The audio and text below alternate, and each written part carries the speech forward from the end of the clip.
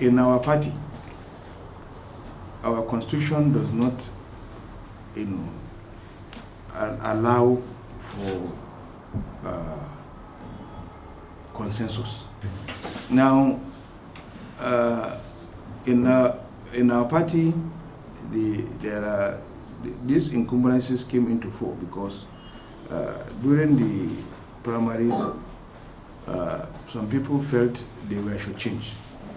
And so because they were shortchanged, they appealed to the National Working Committee, but the National Working Committee did not give them the listening ear. They decided to take sides, with certain aspects of the party.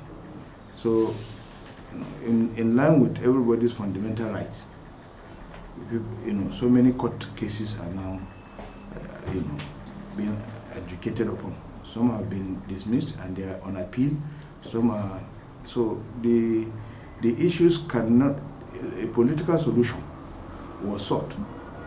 And the agreement that was reached in that political sitting was also breached in Abuja. So quite a lot of people are now very dissatisfied, disillusioned, and people are no longer ready to, because they know they cannot compete, if the delegate system is employed, because quite a lot of people have already cornered the ESCO to their side. So no matter how hard you try, no matter how hard you try to make it, you cannot succeed. So this generally leads to a lot of squabbles within the party. That is why you have some groups that call themselves the Restoration. The Restoration group is a group which is saying that the status quo, which earlier existed, which led to the National Working Committee signing 3 lists of successful world congresses, that the original list, which they initially came out with, must be maintained. That is the stand of that Restoration. Another group is believing that one or two people are steering the affairs of the party in the state, and so it is not healthy. It does not breed, competition, and it does not allow for participation. So they also want, that, an amicable resolution be stated so that every interest will be taken along. This is the situation of the party in the state. There are no consensus, but the party has adopted almost all the election consensus. Our party insists that every position you are looking for within the party must be democratically contested. It must be elected, and it even states clearly how the election will take place, how the winner will emerge, and how an appeal can be filed. There is an appeal committee that you file an appeal to, who will now, but all these things are breached.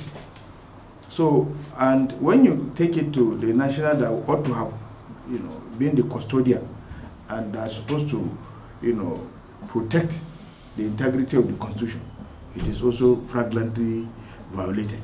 So in that respect, you are given room to chaos and anarchy. And this is what is happening in Kaduna State.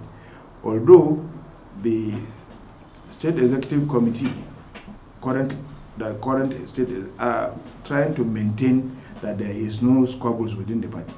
But you cannot hide a problem, no matter how hard you try, when there is a problem. A lot of horse trading had gone on. There were issues as to how to resolve the matter. The Bukola Saraki Reconciliation Committee was called in, but some efforts were made by the other party to ensure that that committee does not even come to Kaduna, because they said there is no complainant, there is no this, there is no that. Now, if there is a problem, do you need a complainant? This is not a court of law. This is a political issue. You don't have to complain to anybody. once you discover that there is a problem in your house, do you now have to say that your son or your daughter must come and complain before you take action?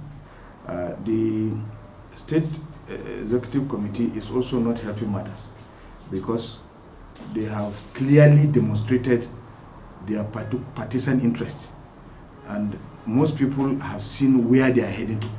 So if you have declared your partisan interest and people are seeing it, it makes things worse. It makes settlements worse, because you are not ready to give a level playing field to other contestants or candidates or whoever wants to contest.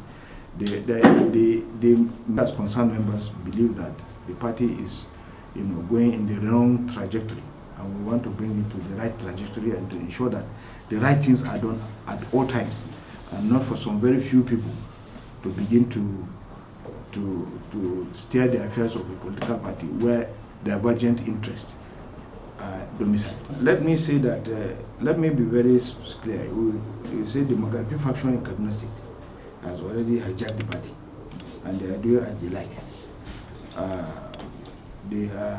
Whenever anybody talks, you express yourself, you are threatened by either expulsion, suspension, or whatever.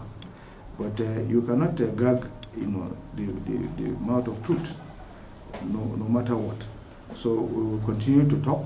We will continue to enlighten people. We will continue to oppose draconian actions that are not in the best interest of the party, because the party has a brighter chance in Kaduna and in Nigeria.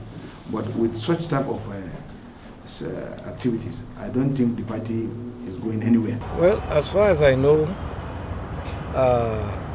there are no factions in the PDP in Kaduna State.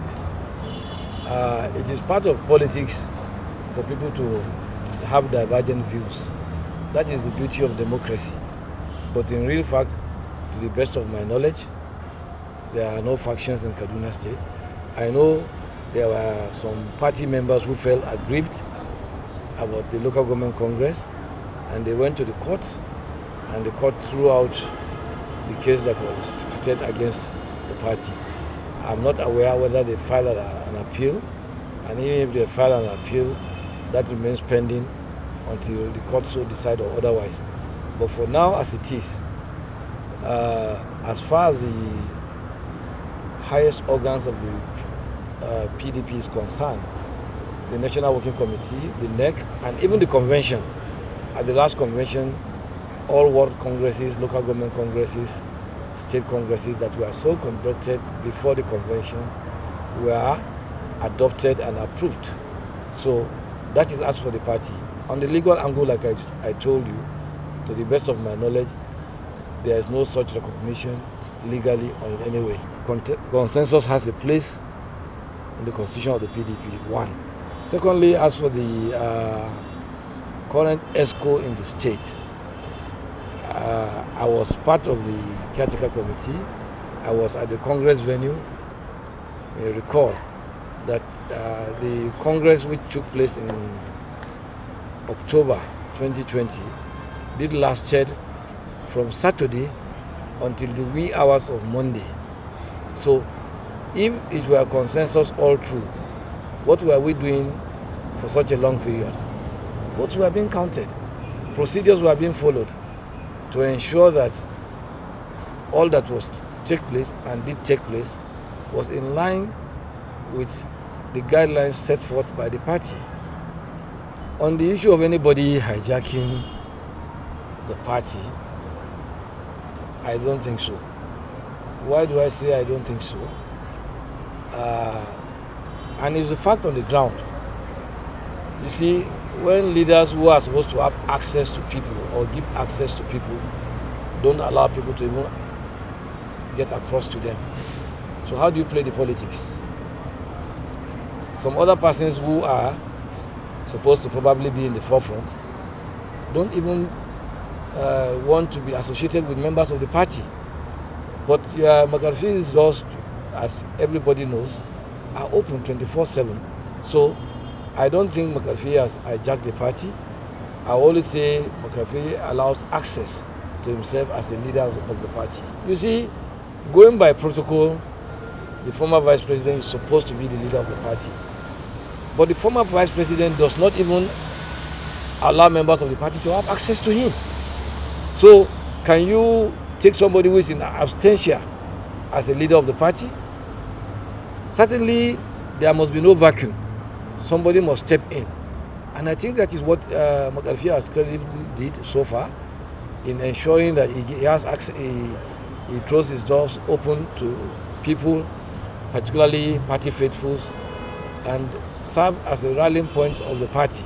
Well, I don't see an implosion in PDP because PDP has always proved that it has a way of resolving its crisis internally. And I don't think that the crisis or the problems are purportedly said to be in Kaduna as a result of the congresses are beyond, redemption. So I don't think it's really a problem per se the way it's been blown. You can see the performance of the party during the last local government elections, in which the party performed very creditably well as to compared to other years back. So I don't think that the problems, certainly there are little problems. I cannot say totally there are no problems.